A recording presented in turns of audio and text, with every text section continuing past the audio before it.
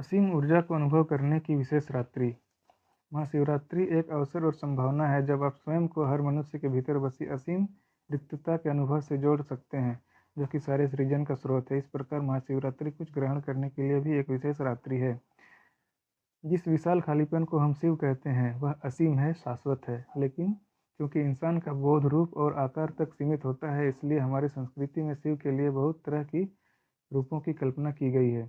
गूढ़ और समझ से परे ईश्वर, मंगलकारी संभव, बहुत नादान भोले, वेद शास्त्र और तंत्र के महान गुरु, दक्षिणामूर्ति, आसानी से माफ कर देने वाले, आशुतोष, सृष्टा के ही रक्त से रंगे, भैरव, संपूर्ण रूप से स्थिर, अचलेश्वर, सबसे जादुई नतर्क, नटराज आदि। यानी जीवन के जितने पहलू हैं उतने ही पहलू शिव के बताए गए हैं। योग संस्कृति में शिव को आदि गुरु और आदि योगी माना जाता है। हिमालय के बहुत ऊंचाई वाले इलाकों में एक योगी प्रकट हुए। किसी को पता नहीं कि वे कहाँ से आए थे, किसी को उनके अतीत का पता नहीं था। लोग बस उनका तेजस्वी रूप और भव्य मौजूदगी को देखकर उनके इर्द गिर्द जमा हो गए। लोगों को समझ नहीं आ रहा था कि वे उनसे क्या उम्मीद रखें। वह बिना कुछ कहे, बिना कुछ बोले, बिना हिले डुले बस वहाँ बैठे रहे। दिन, सप्ताह, महीने गुजर गए, वह बस वहाँ बैठे रहे। फिर आम लोग अपनी दिलचस्पी खोकर चले गए। केवल 7 लोग वहाँ लगातार बैठे रहे और इन्हें आज सप्तऋषि कहा जाता है। आगे ये 7 ऋषि शिव की शिक्षा के 7 आयामों को दुनिया के अलग अलग कोनों तक ले जाने के साधन बने।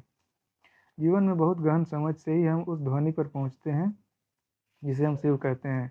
हम जानते हैं कि शिव ध्वनियाँ आपके लिए चमत्कारी चीज़ें कर सकती हैं। अगर आप पर्याप्त ग्रहणशील हैं तो यह ध्वनि विस्फोट हो सकती है।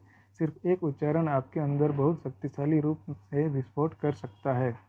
इसमें इतनी शक्ति होती है। यह ऐसा विज्ञान है जिसे अपने भीतर बहुत गहन अनुभव को समझा गया है। हमने बहुत गहराई में इसे देखा है। शिव में सी का मूल अर्थ है शक्ति या ऊर्जा।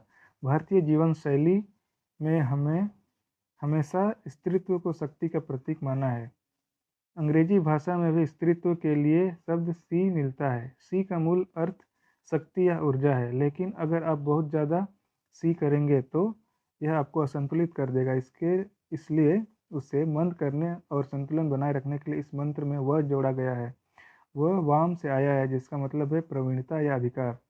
सी वह मंत्र में एक उसे ऊर्जा देता है और दूसरा उसे संतुलित करता है या काबू करता है। दिशाहीन ऊर्जा किसी काम की नहीं होती, वह विनाशकारी हो सकती है।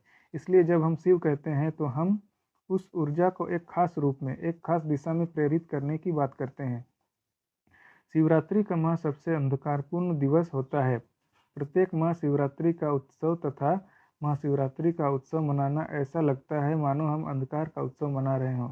कोई तर्कशील मन अंधकार को नकारते हुए प्रकाश के सहज अनुभव से चुनना चाहेगा, परंतु शिव का शाब्दिक अर्थ ही यही है। जो नहीं है, जो है वह अस्तित्व और सृजन है, जो नहीं है वह शिव है।